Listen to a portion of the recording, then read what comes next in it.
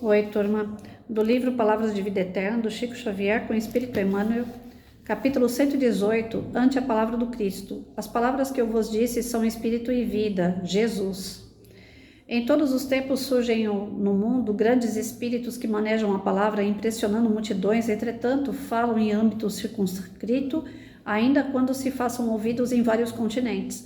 Dante define uma época, Camões exalta uma raça, Shakespeare configura as experiências de um povo, Voltaire exprime determinada transformação social. A palavra de Jesus, no entanto, transcende lavores artísticos, joias literárias, plataformas políticas, postulados filosóficos, fórmulas estanques, dirige-se a todas as criaturas da Terra com absoluta oportunidade, estejam elas nesse ou naquele campo de evolução.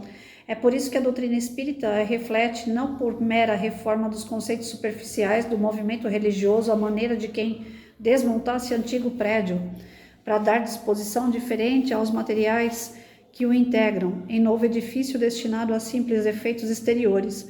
Os ensinamentos do Mestre nos princípios espíritas cristãos constituem sistema renovador, indicação de caminho, roteiro de ação, diretriz no aperfeiçoamento de cada ser. Quando os manuseies, não te julgues assim apenas como quem se vê à frente de um espetáculo de beleza, junto do qual devas tão somente chorar, seja nutrindo a fonte da própria emotividade ou penitenciando-te quanto aos próprios erros. Além das lágrimas, aprendamos igualmente a pensar, a purificar-nos, a reerguer-nos e servir.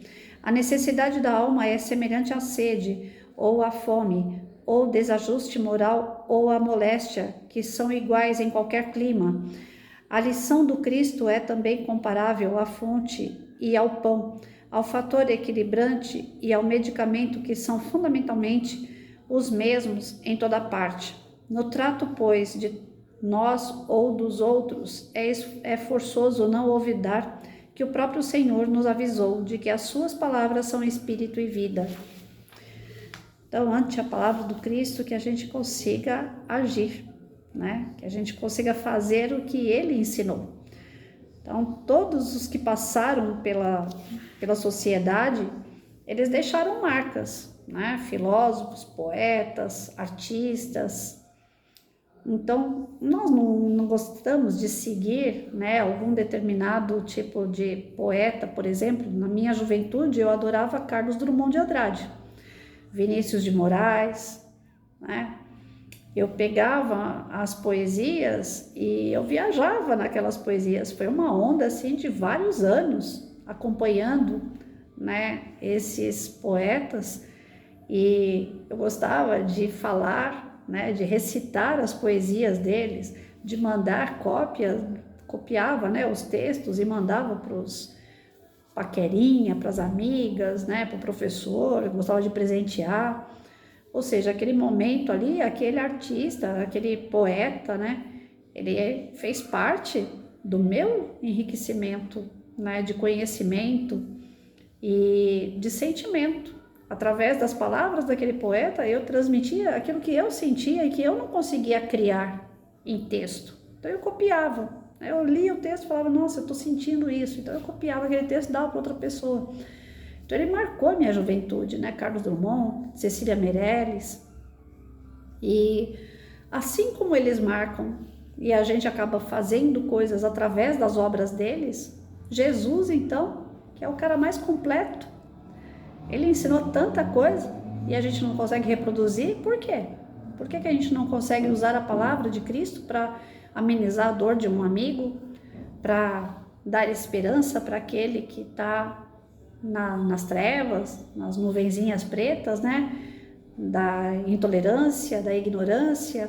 Por que a gente não utiliza Jesus para amenizar a dúvida, a insegurança de uma pessoa que está desempregada, que está desamparada, que está sem a família, que perdeu um ente querido? Então, Jesus é o cara mais completo de todos, né? E a gente utiliza artistas, a gente utiliza poetas, como eu falei, a gente utiliza escritores para citar frases desses escritores. Shakespeare foi muito utilizado, né? Na minha época, na época da década de 80, 90, Shakespeare foi extremamente utilizado, e não que não deva ser, são exemplos, né, de personalidades.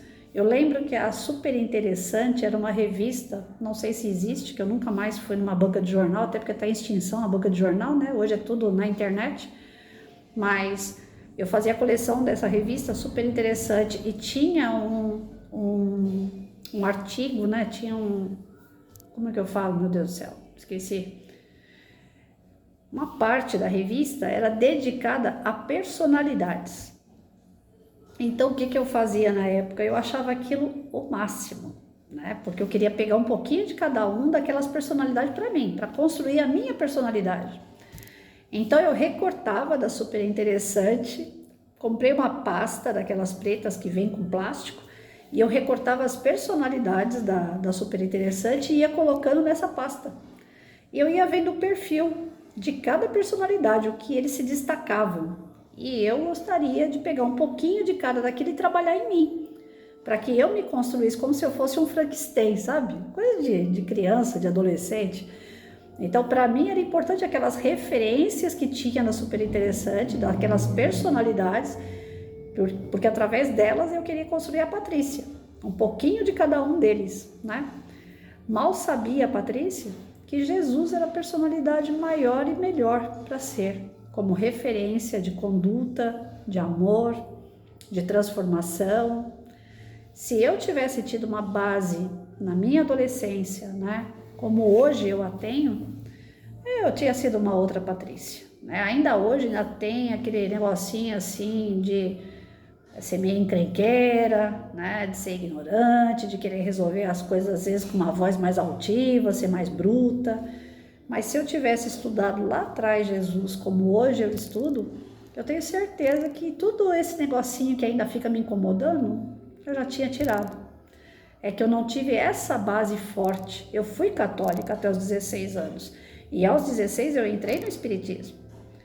Só que a imaturidade, a falta de incentivo, a falta de referências em volta de mim, com família, com amigos que realmente tivessem essa maturidade religiosa, né? O meu pai e minha mãe eram extremamente católicos, mas não frequentavam a igreja. Então não adiantava muita coisa, né? Se fala que é, mas não faz, a referência se perde. E espírita não tinha ninguém da família. Meu tio se tornou espírita depois de que eu já estava com meus 16, 17 anos. Então, assim, a referência como hoje eu busco, eu não tive. Aí eu fico imaginando quanto tempo eu não perdi. Porque a gente busca nas pessoas da Terra alguém para copiar, para a gente tentar seguir, né? Ser igual, fazer as coisas que aquela pessoa faz. E na verdade não é, né? São pessoas que se destacam pela inteligência, pela criatividade, pela integridade e tal, mas não são perfeitas. E o cara que a gente podia ter seguido desde lá dos primórdios, de quando a gente nasceu, era Jesus, não tem outro, que é perfeito. Então, a palavra do Cristo ela tem que ser levada adiante, né, para os nossos que estão em volta, não é só para os nossos dentro de um centro espírita ou de uma igreja. A gente tem que começar dentro de casa, é para os nossos dentro de casa. Eles precisam ter essa base forte da religiosidade, da fé, da esperança, do amor que Cristo ensinou. E não é ser quadrado, e não é ser uma pessoa que, quando eu sento do lado dela, só sabe falar de religião, só sabe falar de Deus, só sabe falar de Jesus, não tem outro assunto. Não, a gente vai falar um pouco de cada coisa. Mas deve ser enfatizado em família e entre amigos, Deus, Jesus, tem que ser. Aí sim, aí a gente está vendo de verdade uma evolução no ser humano, né? Então que as palavras dele, de Cristo, sejam repassadas cada vez mais. A gente precisa disso.